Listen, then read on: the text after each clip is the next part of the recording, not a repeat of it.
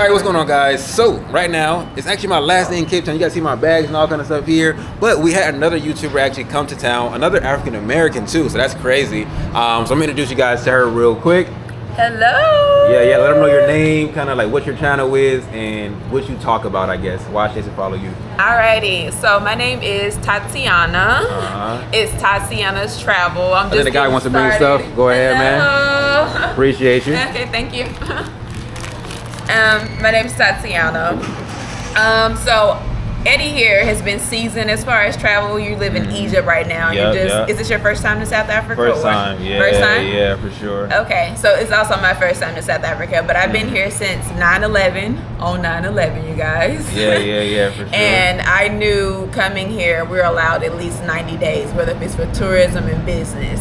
So throughout that 90-day period, I've utilized it to the fullest to get an idea if I definitely were to settle here in South Africa. So I've been from Joburg to Durban, and this is my first time to Cape Town side.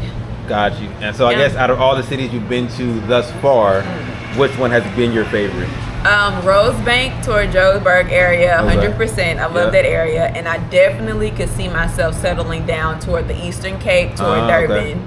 Got you. So between Durban and Rosebank. Yeah. Okay. So either Joburg area or for sure Durban, for sure. Okay. Got you. I was telling Eddie here, the benefit here, if you were to live by major bodies of water, they don't have to worry so much about like hurricanes here compared to us back in the States if I were living somewhere like Florida. Got you. So it's a huge plus here if you were to think about living toward a major body of water here versus if you're back somewhere in Florida back in the States. So and the vibe is like so mellow, so welcoming. You feel right at home since I've been here pretty much. And yeah, like I said, you'd have to worry about too crazy weather patterns like we would back in the States. Got you. So for me, I've always lived by water. So LA was by water. Where I live in Egypt, right by the water. So I'm over the water vibe. You know what I mean? So my favorite city thus far has been Josie. But I haven't been to Durban. So people are saying Durban is it, Durban is it, Durban is it. So the next time I come to South Africa, I plan to go to Durban and East London. So those two places. Okay. For sure. But tell them about like where you're from. Alrighty, so I am from deep down south, bred in Mississippi. That one yours? Oh, that one's yours? Yeah. Okay, cool. I'm a southern baby. He's a west coast baby. I gotta come to Cali. I haven't even been to California yet. Yeah. So I'm from Mississippi. I'm 29 years old, just to give you guys a little bit of background. I graduated nursing school in 2018. Oh, nice. So just to give you a little background, I started off as a new grad in 2018, mainly doing oncology and hematology. And I moved to Texas for a few years and started with surgical oncology and BMT. Once you pretty much gain that type of experience, because we have no idea what you said right there. I'm gonna give you something. Bunch of words. So oncology is pretty much like cancer patients. So they're like the sickest type of people to pretty much care for in general because they utilize all the services when you're providing care for them, and 9 times out of 10 it leads to hospice or end of life care. So that aspect of work pretty much introduces you into every aspect into nursing to where you can venture into other aspects. And the reason why I mainly started doing oncology is because my mom also was a cancer patient, and I pretty much took care of her while I was in nursing school because she passed away in 2018 from breast cancer. So that's how I got into nursing pretty much. From that experience, that is how I pretty much started travel nursing in the United States. Okay, I was going to ask you, how the heck have you been going for so long? So people ask me, well, how is she able to move around like this? Because of travel nursing, you know, the demand in every hospital in the U.S. is extremely short-staffed. And they send you to places that are pretty rough. Right. Which you expect, because that is why travel nursing was invented. Because of that, you're able to make a lot more money. And it's just contracts, right? Yes. So once a contract ends, you're kind of free. So this is the first time since graduating and taking care of mom that I've been able to like venture outside and just travel like I've always wanted to, and I always wanted to come here home to South Africa. Got you. So that's how I've been able to save money and travel like I want to. This is my first country outside of the U.S. Okay, so based off of that, guys, go ahead. You can eat your food. Okay, gotcha. So for me, guys, my first country was Tanzania.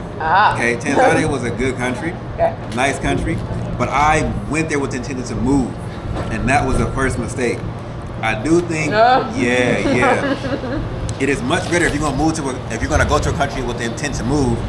It doesn't matter how good the country looks. It doesn't matter how friendly people are. Only thing that matters is a visa. How easy is it to secure a long-term visa? So in her case, she's just here visiting, maybe thinking about moving. The moving will be a challenge, I feel like. It will be quite a challenge because South Africa doesn't have the easiest visa laws. Oh yeah. Yeah. You gotta like go to the States maybe and apply for some random one, and it's not even that easy. We're out here littering low key, but it's all right. It's a napkin that'll biodegrade. Look, I got her. But so that's just advice that I'll give you guys. If you're gonna move to a country, screw everything besides the visa. Like that should be the focus of it.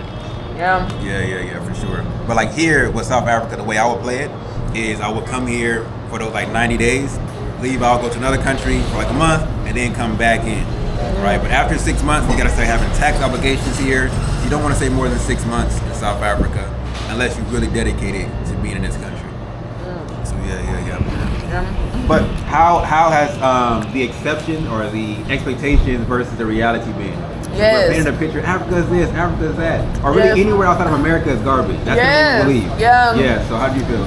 So unfortunately, as you guys know, us coming from the States, there's always this bias or this arrogance that Americans tend to have toward any other country abroad, right? So unfortunately, other people being aware of that, they tend to have like this disdain in general for Americans, right? But again, it depends on where you're from. I'm from the South, so it's always like an opening, welcoming, how you doing but type of vibe. vibe. Worse down there? Like, aren't you guys more closed off? Like, I don't want to go nowhere besides the South. Like, right. And that's why I think we mesh well with South Africans too, because in general, a lot of South Africans that I met here, they like to stay local. They don't really go out to other countries. And I see why, because they pretty much have everything they need here, you know? Right. From Durban to Cape Town to Joburg. So that's why it's really been easy for me to adapt. And again, I have a very open mindset, so I like traveling. So it's been really, really welcoming so far since I've been here. I see. Yeah. So it's been nice. Yeah. Good experience. Yeah, it's a great experience, man. Like to the point, all my South Africans been like, "You belong here." Did they give you any South African names yet since you've been here? In the comment section they have, but I haven't owned one yet. I haven't said like this is gonna be my name. You know? Yeah, I haven't owned one yet. So for me, being from like Cali, we always met immigrants because I mean everyone is kind of going to California. Yeah. So is it the same in the South, or is it mostly like you just gonna run across Black Americans and then white Americans? You know, Mississippi has a strong history as far as being a conservative, so-called racist state in general. Y'all got sundown towns? Sundown towns, See, of I've course. never experienced that before. Like, really? I had somebody from the South tell me about it. I'm like, what the heck? What are you talking about? Like, I didn't know that existed. Yeah. But this is the thing, though. Me personally, coming up, since our history is so rough in general, and also been known as like the poorest state in the U.S. Really? So, you know, dating back to what, like an Emmett Till, right? That went viral, right, in the States. From Chicago, but you know his lynching happened here in Mississippi. Because of like our history being so strong and so rough, we've done so much to change things for the better. Does that kind of make sense? Yeah. So me personally coming up, despite like Mississippi's harsh history, I've actually felt like more safe at home where I'm from compared to when I started venturing out into other parts of the states. Because what people don't realize, you have more sundown towns in Midwest, northern states than you even do down south. Okay. Interesting. Yeah. And so for those of you guys who don't know, from my understanding, a sundown town is like a town where it's majority palm-colored people. And inside that town, when the sun goes down, if they catch you and you're not a palm-colored person, you're gonna run into some issues. Is that pretty much the explanation of it? Okay. Yeah. Another well-known one would be toward Vidor, Texas. Have you ever heard of Vidor, Texas? Nah. And people were amazed to see that you have more sundown towns in like Ohio. Right. Yeah. Okay. So up north toward like the Midwest area. Interesting. So in Cali, I've never heard of that. Like I didn't hear about a sundown town until I was 24. And like in Africa, somebody told me from America about the sundown towns. So I guess it all depends on kind of where you're at. But I'm gonna leave her channels linked in the description so you guys can check her out and follow her. So like, what is next for you? Are you going back to the States? Are you staying in No. Africa? Like, what's the deal? Look, a lot of people are trying to force me back to the States right now. But again, of course, who, like you friends said, and family or? that too, and people in the U.S. You know, from Yeah, the yeah, political aspect, trying to bring me back to the States right now. But not realizing this is somewhere I always wanted to go since I was a kid. So like you get in the way of that. Right. So here for sure, and like I said, my second would have definitely been Rwanda as well. Yeah, so that's my vlog there, guys. I think she's gonna film. Yeah. She's gonna ask some questions. Who knows what she's gonna ask? Who knows what my answer will be? But check out her channel to see my interview on hers. All right.